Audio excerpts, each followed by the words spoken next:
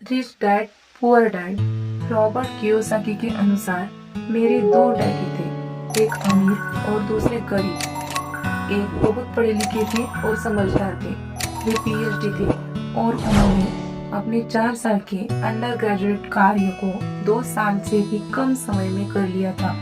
इसके बाद वे आगे पढ़ने के लिए Stanford university, university of Chicago तथा नॉर्थ वेस्टर्न यूनिवर्सिटी गए और यह सब उन्होंने पूरी तरह से स्कॉलरशिप के सहारे ही किया। मेरे दूसरे डैडी 8वीं से आगे नहीं पढ़े थे। दोनों ही अपने करियर में सफल थे। दोनों ने जिंदगी पर कड़ी मेहनत की थी। दोनों ने ही काफी पैसा कमाया था, परंतु उसमें से एक पूरी जिंदगी पैसे के लिए परेशान होता रहा। दूसरा हवाई के सबसे अमीर व्यक्तियों में से एक बन गया था। एक के मरने पर उसके परिवार, चर्च और जरूरतमंदों को करोड़ों डॉलर की दौलत मिली। दूसरा अपने पीछे कर्ज छोड़कर मरा। मेरे दोनों डैडी इरादे के पक्के, चमत्कारी और प्रभावशाली थे। दोनों ने मुझे सलाह दी, परंतु उनकी सलाह एक सी नहीं थी।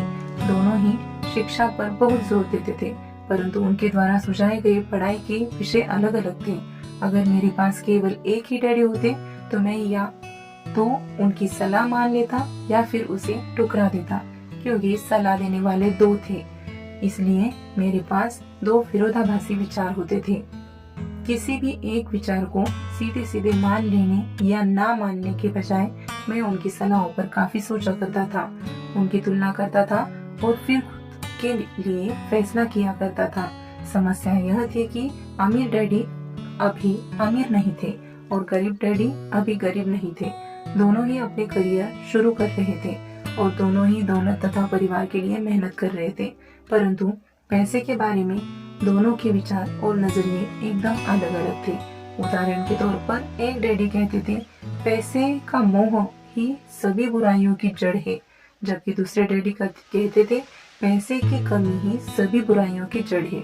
जब मैं छोटा था तो मुझे दोनों डैडियों की अलग अलग सलाहों की दिक्कत होती थी। एक अच्छा बच्चा होने के नाते मैं दोनों की बातें सुनना चाहता था। परेशानी यह थी कि दोनों एक सी बातें नहीं कहते थे। उनके विचारों में जमीन आसमान का फर्क था, खासकर पैसे के मामले में। काफी लंबे समय तक यह सोचा करता कि उनमें से किसने क्या कहा, क्यों कहा और उसका परिणाम क्या होगा। मेरा बहुत सा समय सोच विचार में ही गुजर जाता था। मैं खुद से बार बार इस तरह सवाल पूछा करता, उन्होंने ऐसा क्यों कहा, और फिर दूसरे डैडी की कही हुई बातें के बारे में भी इसी तरह मैं सवाल पूछता। काश मैं यह बोल सकता, हाँ वे बिल्कुल सही है, मैं उनकी बातों से पूरी तरह सहमत हूँ, या यह कहकर मैं सीधे उनकी बात ठुकरा सकता, बुड्ढे को यह नहीं पता कि वह क्या कह रहा है। क्योंकि दोनों ही मुझे प्यारे थे, इसलिए मुझे खुद के लिए सोचने पर मजबूर होना पड़ा।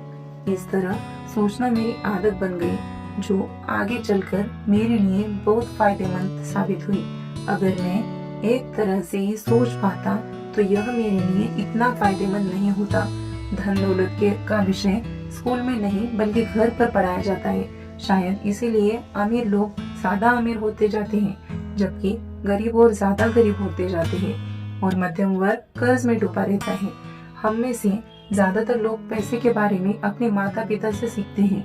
कोई भी गरीब पिता अपने बच्चे को पैसे के बारे में क्या सिखा सकता है? वो सिर्फ इतना कह सकता है, स्कूल जाओ और मेहनत से पढ़ो, और हो सकता है वह बच्चा अच्छे नंबरों से कॉलेज की पढ़ाई पूरी कर ले।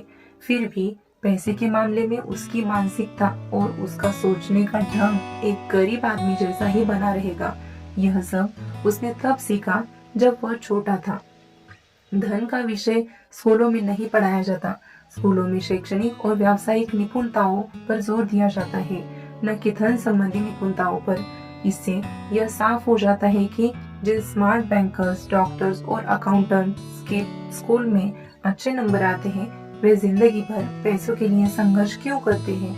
हमारे देश पर जो भारी कर्ज लगा हुआ है, वह काफी हद तक उन उच्च शिक्षित राजनेताओं और सरकारी अधिकारियों के कारण है जो आर्थिक नीतियाँ बनाते हैं। और मजे की बात यह है कि वे धन के बारे में बहुत कम जानते हैं। मैं अक्सर नई सदी में आने वाली समस्याओं के बारे में सोचता हूँ, तब क्या होगा जब हमारे पास 1 करोड़ लोग होंगे जिन्हें आर्थिक और चिकित्सकीय मदद की जरूरत होगी। धन संबंधी मदद के लिए या तो वे अपने परिवारों पर या फिर सरकार पर निर्भर होंगे। क्या होगा जब मेडिकेयर और सोशल सिक्योरिटी के पास पैसा खत्म हो जाएगा? किस तरह कोई देश तरक्की कर पाएगा? अगर पैसे के बारे में पढ़ाई की जिम्मेदारी माता पिता के ऊपर छोड़ दी जाएगी, जिनमें से ज्यादातर गरीब है या गरीब होंगे, क्योंकि मेरे पास 2 प्रभावशाली डैडी थे, इसीलिए मैंने दोनों से ही सीखा। मुझे दोनों की सलाह पर सोचना पड़ता था।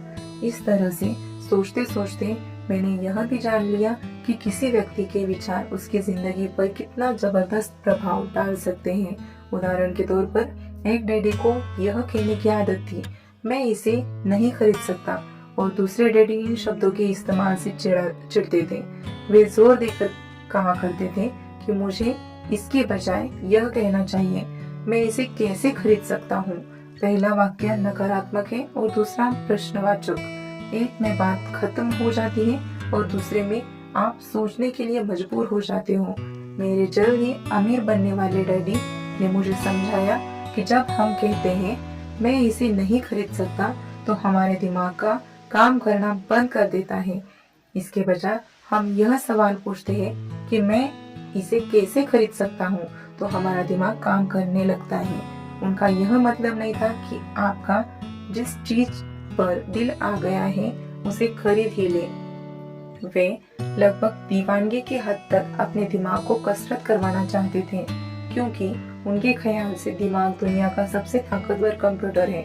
मेरा दिमाग हर रोज तेज होता जाता है क्योंकि मैं इसकी कसरत करता रहता हूँ। यह जितना तेज होता जाता है, मैं इसकी मदद से उतना ही ज्यादा पैसा कमा सकता हूँ। उनका मानना था कि मैं इसे नहीं खरीद सकता कहना दिमागी आलस की पहचान है। हालांकि दोनों ही डैडी अपने काम में कड़ी मेहनत करते थे, परंतु मैंने देखा कि पैसे के मामले में एक डैडी की आदत यह थी कि वे अपने दिमाग को सुला देते थे और दूसरे डैडी अपने दिमाग को लगातार कसरत करवाते रहते थे। इसका दीर्घकालीन परिणाम यह हुआ कि एक डैडी आर्थिक रूप से बहुत अमीर होते गए और दूसरे डैडी आर्थिक रूप से कमजोर होते गए। इसी तरह से समझे कि एक व्यक्ति हर रोज कसरत करने के लिए जिम जाता है, जबकि दूसरा व्यक्ति अपने सोफे पर बैठकर टीवी देखता रहता है। शरीर की सही कसरत से आप ज्यादा तंदुरुस्त हो सकते हैं और दिमाग की सही कसरत से आप ज्यादा अमीर हो सकते हैं। आलस्य से स्वास्थ्य और धन दोनों का नुकसान होता है। मेरे दोनों डैडियों की विचारधारा में जमीन आसमान का अंतर था। एक डैडी की सोच थी कि अमीरों को ज्यादा टैक्स देना चाहिए ताकि बेचारे गरीबों को ज्यादा फायदा मिल सके, जबकि दूसरे डैडी कहते थे टैक्स उन लोगों को सजा देता है जो उत्पादन करते हैं और उन लोगों को इनाम देता है जो उत्पादन नहीं करते। एक डैडी सिखाते थे मेहनत से पढ़ो ताकि तुम्हें किसी अच्छी कंपनी में नौकरी मिल जाए, जबकि दूसरे डैडी का मानना यह था कि मेहनत से पढ़ो ताकि तुम्हें किसी अच्छी कंपनी को खरीदने का मौका मिल सके। एक डैडी कहते थे मैं इसलिए अमीर नहीं हूँ क्योंकि मुझे बाल बच्चों का पालना पड़ता है। दूसरे डैडी कहते थे मुझे इसलिए अमीर बनना है क्योंकि मुझे बाल बच्चों को पालना है। एक डैडी डिनर की टेबल पर पैसे और बिजनेस के बारे में बात करने के लिए हमेशा प्रोत्साहित करते थे। दूसरे डैडी भोजन करते समय पैसों की बात करने के लिए मना करते थे। एक डैडी का कहना था जहाँ पैसे का सवाल हो सुरक्षित कदम उठाओ, खतरा मत उठाओ, और दूसरे का कहना था खतरों का सामना करना सीखो। एक का मानना था हमारा घर ही हमारा सबसे बड़ा निवेश और हमारी सबसे बड़ी संपत्ति है, और दूसरे का मानना था मेरा घर मेरा दायित्व है, और अगर आपका घर आपकी नजर में आपका सबसे बड़ा निवेश है तो आप गलत है।